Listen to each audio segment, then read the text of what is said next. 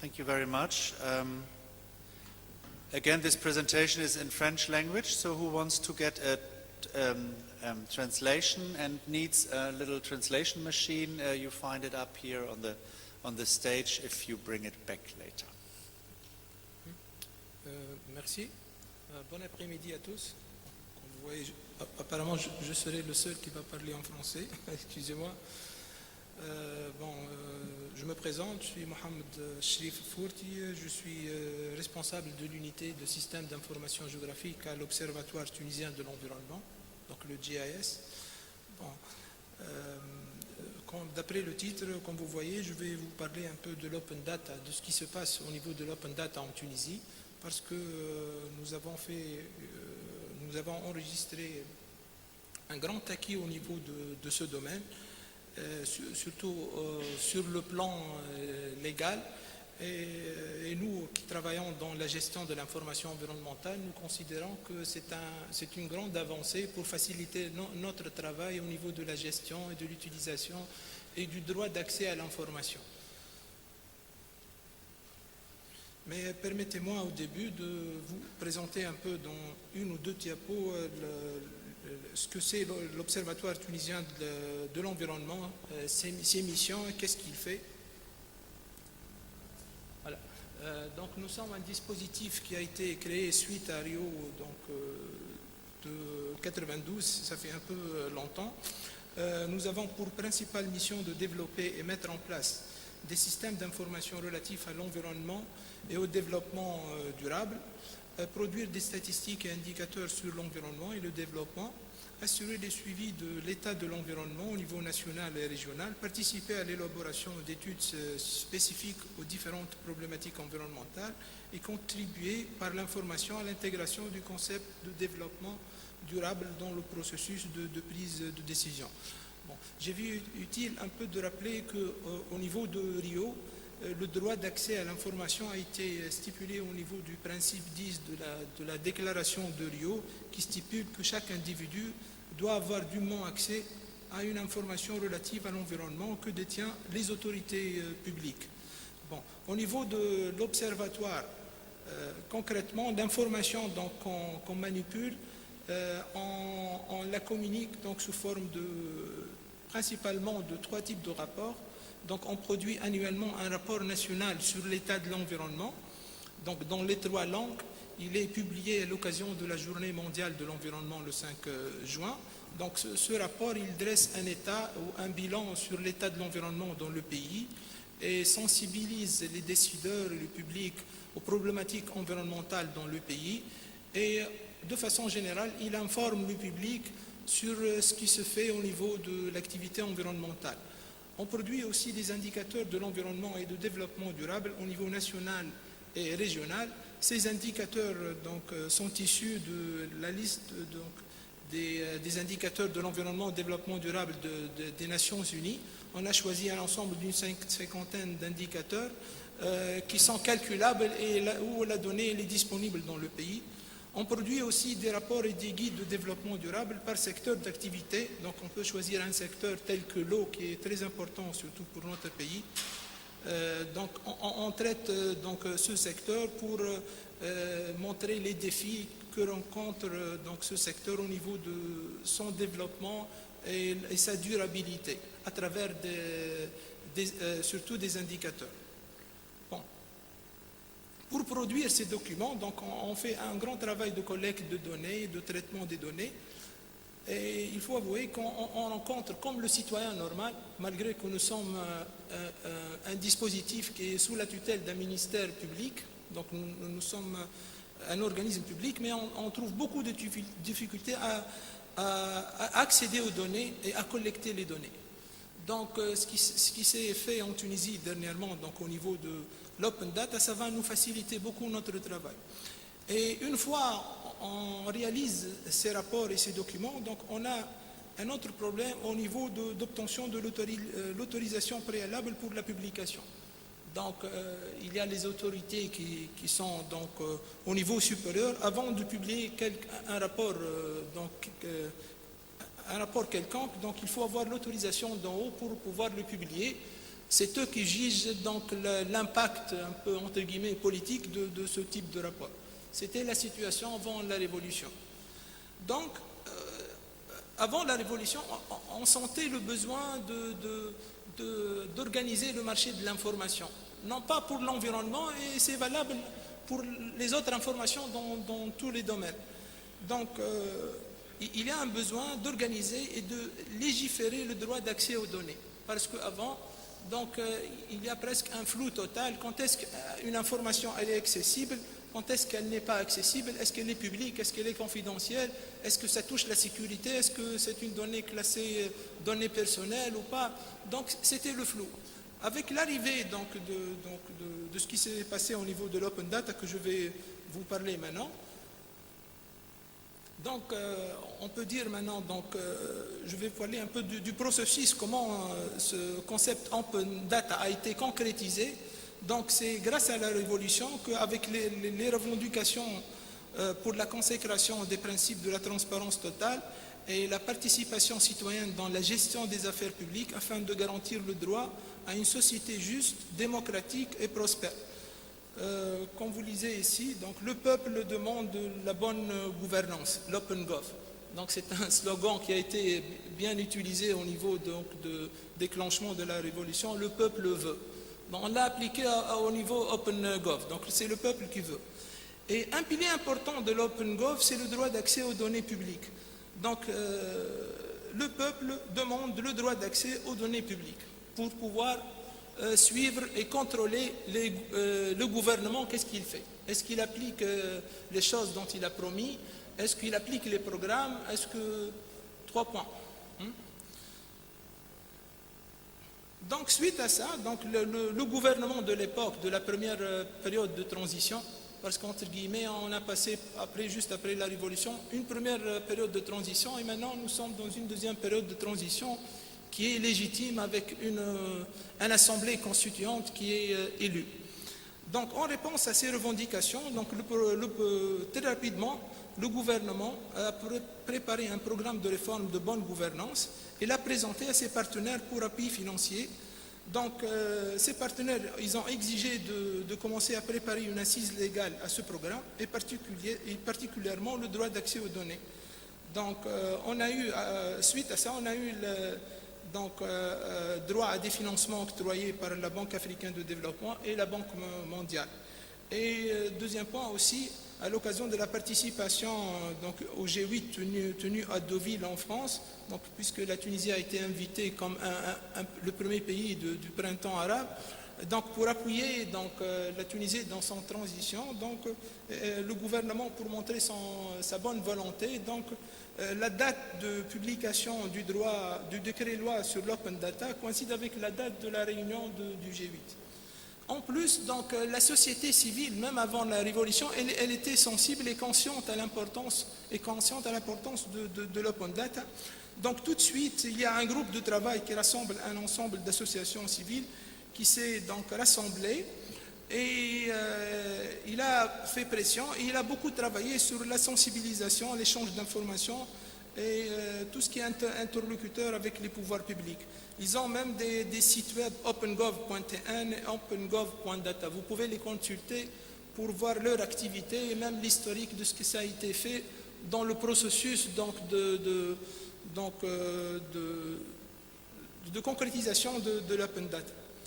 Bon, les textes juridiques qui ont été publiés, donc ainsi la Tunisie s'est dotée d'un ensemble de textes juridiques instaurant une assise légale pour la transparence et l'accessibilité des données de l'administration de l'État. Donc c'est un décret-loi relatif publié le 26 mai 2011, donc il entre en vigueur il est applicable à partir du 28 mai 2011, relatif à l'accès aux données administratives des organismes publics. C'est le premier texte général de référence en matière d'open data pour tout type de données publiques produites par les organismes publics. Bon, la société civile elle a réagi très rapidement.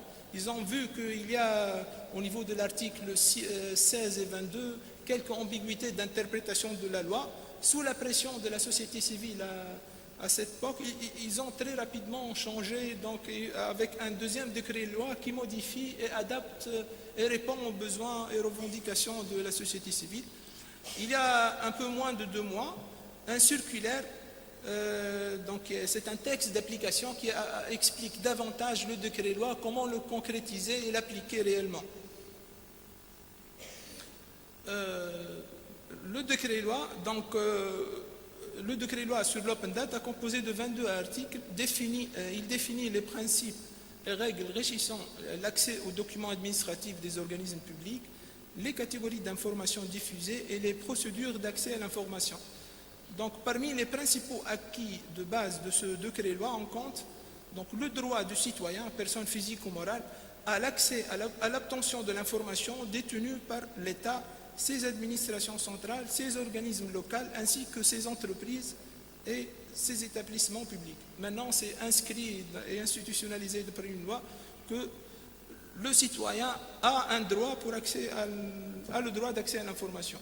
L'efficacité de ce droit d'accès aux données publiques est renforcée et sanctionnée par une obligation à la charge de l'organisme public sollicité. Il s'agit en effet d'une obligation. Donc l'organisme doit s'exécuter dans un délai bref de 15 jours, prorogé une seule fois, sous peine de poursuite donc, disciplinaire, même devant le tribunal administratif. Donc le citoyen qui n'est pas satisfait peut recourir au tribunal administratif pour demander et avoir une explication et demander son droit. Et ce décret-loi donc, exige des organismes publics pour que cette information soit accessible au public, facilement accessible et surtout à jour. C'est grosso modo donc, cet apport de cette loi. Ceci, c'est un schéma qui résume un peu les articles pertinents de ce texte. Donc il y a l'article 4 où le document public que doit un organisme public en général publier régulièrement, c'est la liste des documents publics en général que doit publier. Il y a un deuxième article 5 qui concerne surtout les organismes publics spécialisés. C'est les organismes publics surtout qui produisent de l'information statistique, quelques statistiques Tunisie ou donc l'organisme qui s'occupe de la cartographie en Tunisie, donc parce qu'avant, il peut éditer une carte, mais il ne peut pas rendre la carte publique. Donc avec cette loi, maintenant, s'il produit une carte, donc normalement, il doit la mettre publique. Donc il y a un article spécialisé pour les organismes publics.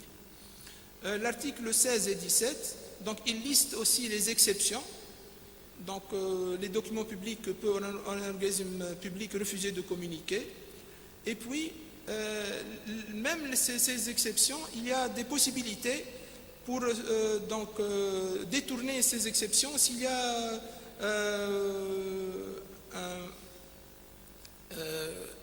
une demande qui est urgente dans le cadre d'une enquête judiciaire ou quelque chose comme ça, donc on peut relever les exceptions. Donc voilà la liste des organismes, donc des documents publics que doit publier un organisme public, ça c'est en général, donc vous pouvez les avoir, c'est toute information sur sa structure organisationnelle, les fonctions et tâches, ainsi qu'un annuaire des employés et leurs tâches, les décisions importantes et politiques qui touchent le public, la procédure suivie lors des processus décisionnels et de contrôle, les règlements et manuels détenus par l'organisme public concerné ou utilisés par ses employés pour l'exécution de leurs fonctions, le descriptif des services et programmes offerts au public et leur bilan, des informations sur les programmes gouvernementaux, y compris les indicateurs de performance et les résultats des appels d'offres, un descriptif des documents disponibles par voie électronique et un guide pour aider les usagers de l'administration dans la procédure de demande de documents administratifs. Donc l'article 5, il concerne surtout les organismes, comme je viens de dire, les organismes qui surtout produisent de l'information statistique. Bon, pour votre information, ces textes, ils sont disponibles sur Internet. Donc je vais vous communiquer tout à l'heure le site web, le lien, pour télécharger tout le texte donc, de ce décret-loi. Il est disponible sous la forme des 3 langues, donc anglais, français et arabe. L'article 16 et 17, les exceptions donc, où dans le cas un organisme public peut refuser de communiquer un document, donc c'est quand cela peut être préjudiciable aux relations entre États ou organismes internationaux, au développement d'une politique gouvernementale efficace, à la sécurité ou à la défense, à la détection, prévention ou enquête criminelle, à l'arrestation et le procès en justice des accusés, à l'administration de la justice au respect des règles de l'équité et à la transparence des procédures de passation de marchés publics, aux intérêts légitimes commerciaux ou financiers de l'organisme public. En tout cas, lorsqu'un citoyen se dirige à un organisme public et demande de l'information, il doit avoir une réponse, soit oui, soit non. Et s'il n'est pas satisfait, donc il a le droit donc, de recourir au tribunal administratif pour demander son droit. Voilà le résumé. Bon. Le problème maintenant, c'est que concrètement, il ne suffit pas de légiférer pour concrétiser l'open data au niveau donc, de la pratique. Donc c'est au-delà du texte juridique, donc la mise en œuvre effective nécessite un travail laborieux, aussi bien donc d'ordre technique qu'en termes de changement de mentalité. Donc en effet, le décret-loi a octroyé un délai de 2 ans pour permettre aux organismes publics de se mettre en parfaite harmonie et conformité avec les exigences de ce décret-loi, tant sur le plan financier que sur les plans techniques et logistiques. Bon, cependant, cela donc, ne concerne pas le droit d'accès aux données qui s'applique immédiatement donc, depuis l'entrée en vigueur donc, du décret. Au sein du bureau du chef du gouvernement, ou l'équivalent du Premier ministre, donc, il y a une unité spéciale qui a été créée au sein des services du ministère, donc auprès du chef du gouvernement chargé de la réforme administrative. Elle a pour mission donc, de réaliser le programme OpenGov en coordination avec les organismes publics et notamment assurer le suivi de l'application du décret-loi. Donc il y a toute une équipe qui est dédiée pour assurer l'application de ce décret. Il y a une circulaire qui a été, donc, il y a presque 2 mois, qui a été envoyée aux différentes institutions et administrations publiques dans le but d'expliquer le décret et d'inciter les employés à fournir les informations souhaitées à leur demande et ancrer par conséquent le principe de transparence. Donc, et dans cette circulaire, il y a même des formulaires standards qui facilitent la tâche pour la personne ou le citoyen qui demande l'information. En parallèle, donc, depuis la publication de ce texte et même avant, il y a plusieurs manifestations et séminaires de sensibilisation qui ont été organisés afin de vulgariser et faire connaître sur une large échelle les textes législatifs adoptés en Tunisie relatifs au droit d'accès libre à l'information par tous les citoyens et son importance pour consacrer la transparence, la bonne gouvernance, limiter les malversations et lutter contre la corruption, ce qui ne peut qu'améliorer le climat d'affaires et d'investissement et aura un impact très positif sur la croissance économique et l'emploi. Donc ici, il faut souligner aussi que avec l'application du décret-loi, donc il y a une responsabilité que doivent donc avoir les médias et la société civile pour donc être toujours vigilants et faire toujours la pression sur le gouvernement pour l'application de ce loi. Donc ils ont un grand rôle à jouer dans ce domaine. Et maintenant, puisque nous sommes dans une deuxième période transitoire qui est caractérisée par donc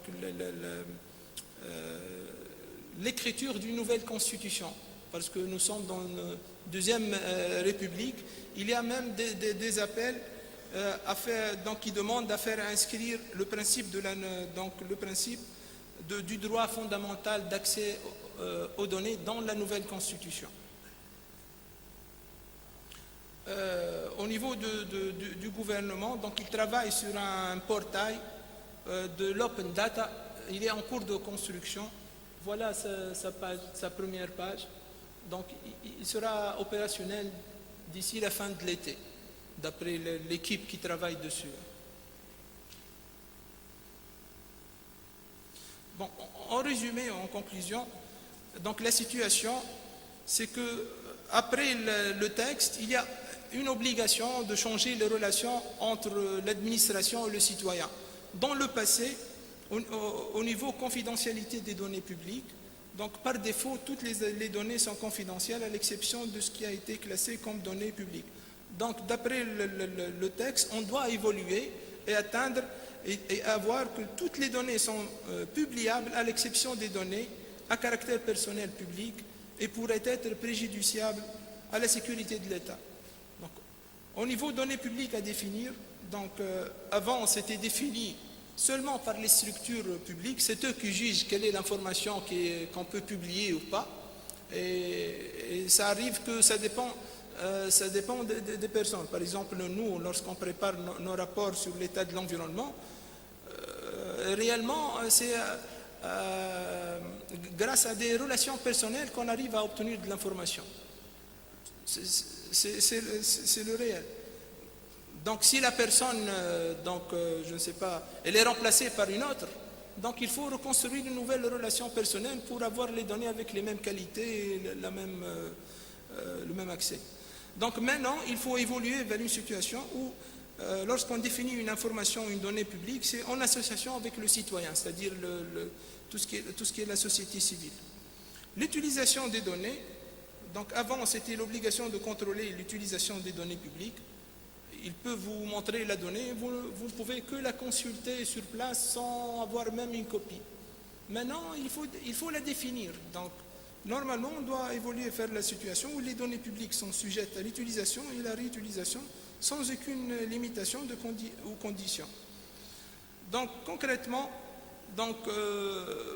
pour concrétiser ce décret-loi et les gens au niveau de l'administration publique échangent l'information de façon spontanée et appliquent réellement la loi et savent que dans l'intérêt du pays qu'il faut échanger l'information, parce qu'il y a des experts qui disent que la qualité des systèmes d'information, quand ils sont mauvaises, ils peuvent influencer même le développement économique. Et des systèmes d'information de très bonne qualité peuvent faire gagner le pays des points dans le taux de croissance de développement.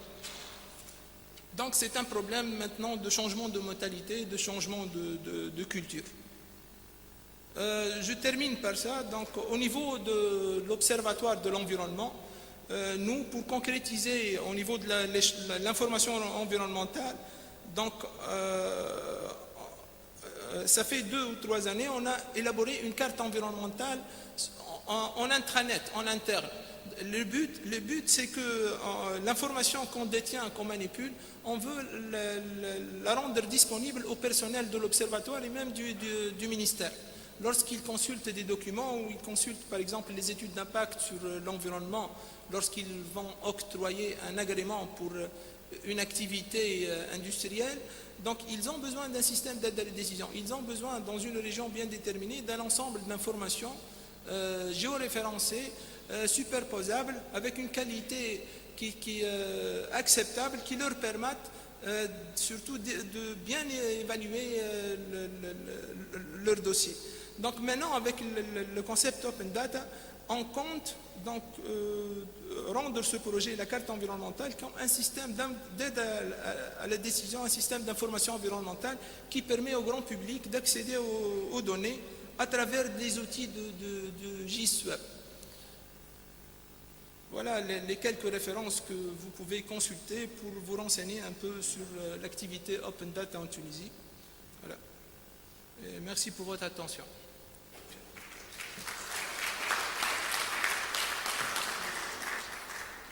Thank you very much, Mohamed, for this interesting presentation showing all the ambitions you have in Tunisia and also showing that it takes a while to implement them from the plan to where we see the first environmental data. I see a question here in the front. Please, Johannes.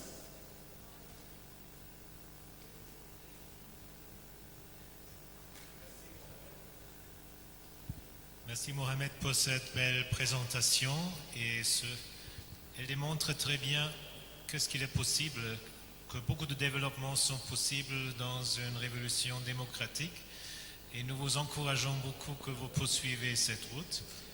J'ai aussi pu remarquer que cette nouvelle législation que vous avez présentée, elle reflète très exactement les principes du premier pilier de la Convention d'Aarhus, l'accès à l'information. Je sais aussi que votre ministère a des idées de faire accéder la Tunisie comme premier pays en dehors de United Nations Economic Commission for Europe à cette convention. Et je peux vous dire qu'on a discuté de cela avec le ministère autrichien de l'Environnement et on va beaucoup supporter la Tunisie dans cet effort. Merci beaucoup.